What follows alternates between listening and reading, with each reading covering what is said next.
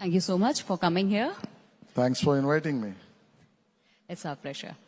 So let's start. और एक बार फिर जोरदार तालियों से स्वागत हो जाए. हमारे साथ आशीष जी हैं जिनसे तमाम मुद्दों पे हम बात करेंगे और क्योंकि आज हम सब यहाँ पर इकट्ठा हुए हैं और बिजनेस आइडिया को लेके भी बात हमने की है. एआई किस तरीके से काम कर रहा है, डिजिटल वर्ल्ड में हम प्रवेश कर चुके हैं, पूरी तरीके से उसे अपना चुके हैं, इसको लेकर के हमने बात की है और इंडस्ट्री को लेके भी हमने बात की है.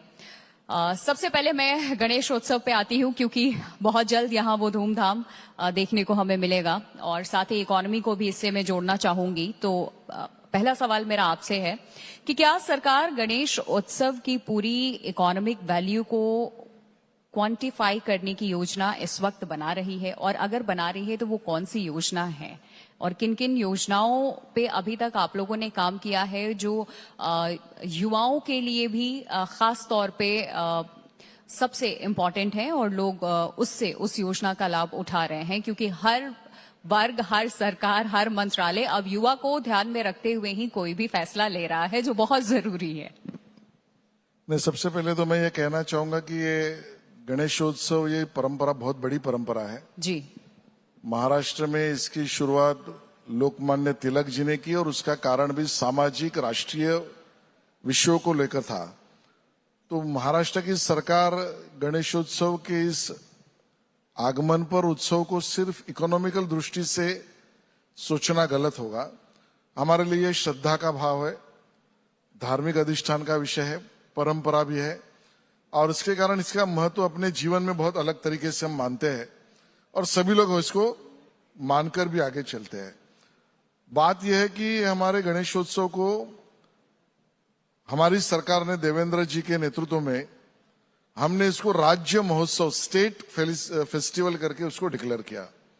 उसका कारण भी स्वाभाविक यह है कि दुनिया में जो फेस्टिवल्स होते हैं जिसको इंटेंजिबल फेस्टिवल कहते हैं, लिस्ट वर्ल्ड यूनेस्को में उसको घोषित किया जाता है, उसमें हमारा गणेशोत्सव भी यूनेस्को में डिक्लेयर किया जाए.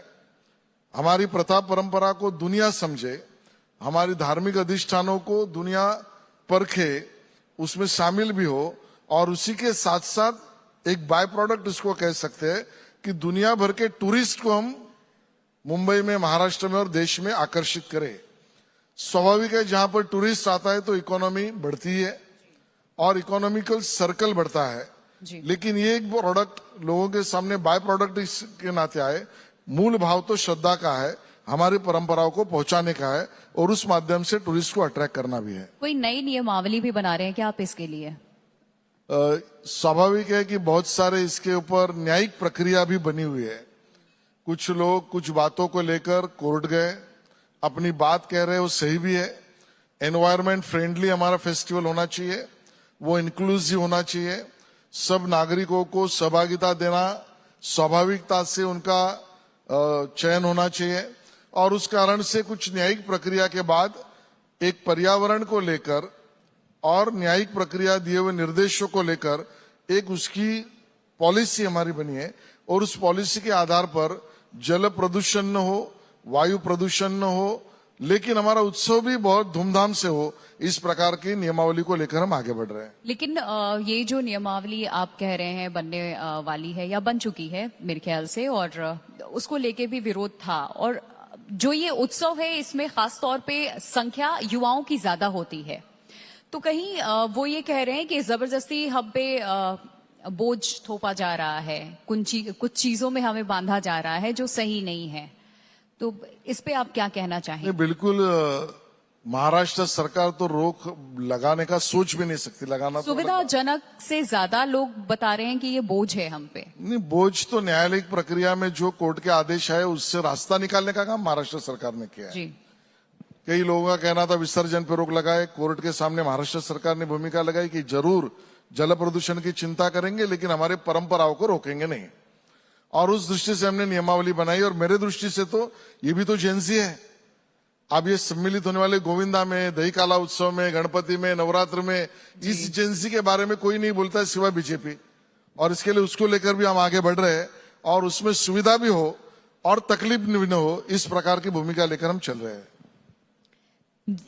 जेंजी का आपने जिक्र किया है, इसमें है हम इस वक्त जहां बैठे हुए हैं, माया नगरी, सितारों की दुनिया, कलाकारों का मंच, यहाँ से लोग बहुत कुछ या तो सीख के जाते हैं या फिर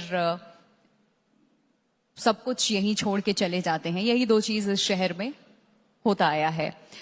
तो एक चीज जो बीते कई महीनों से बड़ी चर्चा में रही है, मराठी सिनेमा, खास करके सिर्फ महाराष्ट्र के परिप्रेक्ष्य में अगर मैं बात करूं तो मराठी सिनेमा के लिए एआई, इसके अलावा वीएफएक्स, एनिमेशन, डेडिकेटेड इकोसिस्टम की मांग बड़ा उठ रही है कि हम उतने सशक्त या मजबूत नहीं हैं। तो उस दिशा में आपने क्या सोचा है? इस पे फंड बनाने को लेकर के भी आवाज उठी थी। सरकार कैसे विचार कर रही है कि इसको कैसे और ज्यादा प्रोत्साहन मिले? क्योंकि राज्य की कुछ चीजें हैं तो राज्य सरकार का दायित्व बनता है, आप उसको आगे लेकर के जाएंगे तो फिर वो उसी स्पीड से आगे चलेगा, नहीं तो फिर अलग अलग स्टेट में भी अलग अलग वहां के हमने देखे हैं कि स्टेट लेवल पे पिक्चर्स वहां भी बनती हैं और वो वहीं के वहीं रह जाती हैं। लेकिन कुछ एक स्टेट हैं जिनमें महाराष्ट्र भी है जहां मराठी सिनेमा की, उनके कलाकारों की धूम है, लोग फैंस हैं, लोग देखते हैं। महाराष्ट्र के लिए और हमारी सरकार के लिए डुअल जिम्मेदारी है और दोनों भी हमारी जिम्मेदारी है। वो एक है कि हमारे यहाँ बॉलीवुड भी है और हमारे यहाँ मराठी यानी regional content creators, film creators भी है जी। तो हम तो ये चाहते हैं कि देश का लीडरशिप स्वाभाविक मुंबई और महाराष्ट्र को है, तो इसके लिए उसको भी प्रोटेक्ट करना है। लेकिन एट द सेम टाइम जो हमारा मूल है, हमारी मराठी फिल्म इंडस्ट्री है, हमारी रीजनल फिल्म इंडस्ट्री है, कंटेंट क्रिएटर्स है, उनको फैसिलिटीज भी दिया जाए। और इसके लिए सबसे पहली बात तो गोरेगांव में हमारी जो फिल्म सिटी है उसके रिवैम्प का प्लान केपीएमजी को लेकर हमने बनाया। अब उसका हाइब्रिड लेवल पर टेंडर निकालकर हम उसके आने वाले 5 सालों में एक नया रूप गोरेगांव फिल्म सिटी, जो ज्यादा बिजनेस अट्रैक्ट करे और कंटेंट क्रिएटर्स को अपना स्थान भी दे। इसके आगे जो जो गवर्नमेंट लैंड क्रिएट हो रही है, जैसे कि माननीय मुख्यमंत्री जी ने हमको 12 एकड़ की लैंड हमने गोवंडी यानी मुंबई पुणे एक्सप्रेसवे के पहले मिली है, वहां पर हम लोग फैसिलिटीज क्रिएट कर रहे हैं जहां पर ज्यादा शूट और बाकी इफेक्ट्स के प्रावधान किए जाए। रामटेक नागपुर में एक नई फिल्म इंडस्ट्री बना रहे हैं, नासिक में एक नई फिल्म इंडस्ट्री के लिए लैंड एक्वायर कर चुके हैं। अब टेक्नोलॉजी का जमाना है, एआई हो, वीएफएक्स हो, इफेक्ट्स हो, शायद उसके लिए बड़े सेट्स की जरूरत नहीं लेकिन टेक्नोलॉजी की जरूरत है। तो सेंट्रल गवर्नमेंट के साथ टाइप करके मलाड में आकाशवाणी की 150 एकड़ की जगह पर Mumbai hub, Mumbai creators hub ये हम बना रहे हैं, जिसके कारण ये टेक्नोलॉजी के आधार पर जो क्रिएशन और क्रिएटिविटी हो रही है उसका एक हब मुंबई में बने। अब मैं आता हूं मराठी फिल्म इंडस्ट्री के लिए। और हमारी मराठी फिल्म इंडस्ट्री ये बहुत क्रिएटिव है, बहुत बड़ी परंपरा है और इसके लिए उसको लेकर जो साइट्स, लोकेशंस है, ये महाराष्ट्र में मराठी फिल्म इंडस्ट्री के लिए गवर्नमेंट के लोकेशन फ्री में देना हमने निर्णय कर लिया। जहां पर परमिशंस की जरूरत है तो हमारे डायरेक्टर्स हो, क्रिएटिव इंडस्ट्री के लोग हो, उसको 10 जगह परमिशन के लिए जाना ना पड़े। इसके लिए 1 विंडो सिस्टम, आप हमारे पास फिल्म सिटी में अर्जी करिए, परमिशन हम लाकर देंगे। ये सुविधा हमने क्रिएट की है। हम मराठी फिल्म्स के लिए सब्सिडी दे रहे हैं, उनके प्रोत्साहन के लिए सब्सिडी के साथ साथ अवार्ड्स दे रहे हैं जिसकी बड़ी राशि भी देते हैं। और मराठी फिल्म इंडस्ट्री के दुनिया भर के मराठी जो हमारे दर्शक है उनके लिए गोवा से लेकर बर्लिन तक, फिल्म फेस्टिवल तक और कांस तक भी मराठी फिल्मों को लेके जाने का काम सरकार इस नाते हम कर रहे हैं। तो मुझे लगता है इन सभी चीजों को लेकर हम एक बड़ा पैकेज और इकोसिस्टम में खड़ा कर रहे हैं। सब्सिडी से अलग आपने ओटीटी का भी हम यहाँ पे जिक्र करना चाहेंगे, डिजिटल प्लेटफॉर्म का जिक्र करना चाहेंगे और ग्लोबल फेस्टिवल से जोड़ने के लिए ये कदम आप उठा रहे हैं, क्योंकि सिर्फ सब्सिडी काफी नहीं है आज के वक्त में। जैसे मैंने कहा कि इंटरनेशनल फिल्म फेस्टिवल में भी सरकार लेके जा रही है, उनकी सुविधा, उनका खर्चा और उनका प्रदर्शन ये सरकार अपने आप से कर रही है।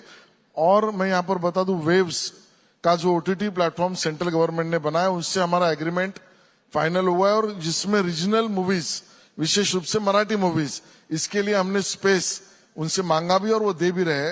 और अभी नेक्स्ट जनरेशन को अट्रैक्ट, जिसको करने के लिए एआई और इफेक्ट्स और वीएफएक्स के आधार पर मराठी फिल्मों का निर्माण करने के लिए प्रोडक्शन में हम लोग सरकार इस नाते अपनी राशि लगाएंगे और हम मराठी फिल्म्स प्रोड्यूस करेंगे। कोई एक ऐसी बात जो आप इस मंच के माध्यम से कहना चाहेंगे, जो आपके जहन में है, पाइपलाइन में है, जो आप आगे करने वाले हैं, कुछ नया बदलाव हमें देखने को मिलेगा, युवाओं के लिए कुछ कोई अलग योजना या किसी तरीके का कोई स्कीम सरकार लाने वाली है? देखिए, मेरे युवाओं को ही जरूरत है, स्वाभाविक उनका भविष्य सिक्योर रहे, उनका वर्तमान सेफ रहे और उनके एम्बिशंस को प्रोटेक्शन मिले। और इन तीन चीजों पर अगर मैं देखता हूं तो जिस डिपार्टमेंट का काम मैं करता हूं उसमें स्वाभाविक आईटी, एआई और इलेक्ट्रॉनिक्स डिपार्टमेंट का भी काम आता है और कल्चर का भी आता है। हमने हमारे युवाओं के एंटरप्रेन्योरशिप को और बढ़ावा मिले, इकोसिस्टम खड़ा हो, इसके लिए महाराष्ट्र में एआई पॉलिसी ये हमने बनाई। स्वाभाविक है उसमें 10,000 करोड़ का निवेश अट्रैक्ट करे, उस प्रकार के सेंटर ऑफ एक्सेलेंस बने, 20,000 से ज्यादा एआई वॉरियर्स क्रिएट किए जाए और इसमें जो एमएसएमईज और स्टार्टअप्स एआई के आधार पर बिजनेस करना चाहते हैं उनको डायरेक्ट सब्सिडी दी जाए, नंबर 1। नंबर 2, अनमैन्ड पॉलिसी जिसमें ड्रोन और बाकी सब चीजें हवा में भी, जमीन पर भी और अंडर वाटर भी अनमैन्ड सर्विसेज के आधार पर की पॉलिसी पे इंडस्ट्री अट्रैक्ट करे, उसके लिए जगह देना, सब्सिडी देना, इलेक्ट्रिक से लेकर सभी इलेक्ट्रिसिटी से लेकर सभी सब्सिडियों को देना, सेंटर ऑफ एक्सेलेंस को क्रिएट करना, एंटरप्रेन्योर्स को ओरिएंटेशन देने के लिए इकोसिस्टम बनाकर यूनिवर्सिटीज से इनके लिए टाइप करके देना, ये पॉलिसी अभी हमने रोल आउट की है, इसके आधार पर हम आगे बढ़ रहे हैं।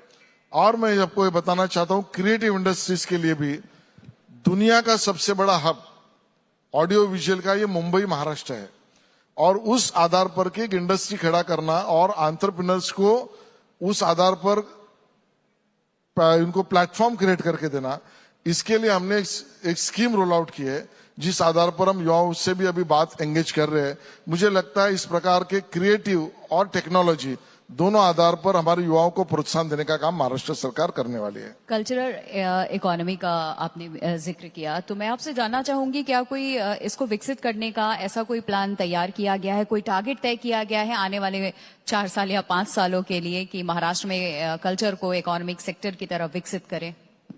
देखो, कल्चर एक बहुत बड़ा व्याप्ति का विषय जिसमें हमारी ड्रामा इंडस्ट्री है, म्यूजिक इंडस्ट्री है, डांस करने वाली हमारी इंडस्ट्री है, हमारे परफॉर्मर्स है, इन सब बातों को लेकर एक पॉलिसी तो बना ही चुके हैं, लेकिन डायरेक्टली हमारे युवाओं को उसके कारण उनके एकेडमिक्स में भी मार्क मिले, उनके प्रोफेशनल करियर बनाना है तो उसके लिए सपोर्ट सिस्टम क्रिएट किया जाए, उसके बाद उनके क्रिएटिव इंडस्ट्री को पेश करने के लिए प्लेटफॉर्म किया जाए। इस आधार पर हमने एक होलिस्टिक काम शुरू किया है और उसका अच्छा रिजल्ट भी सामने आ रहा है। बहुत बहुत शुक्रिया आशीष जी आपका हमारे साथ जुड़ने के लिए, वक्त देने के लिए। Thank you so much.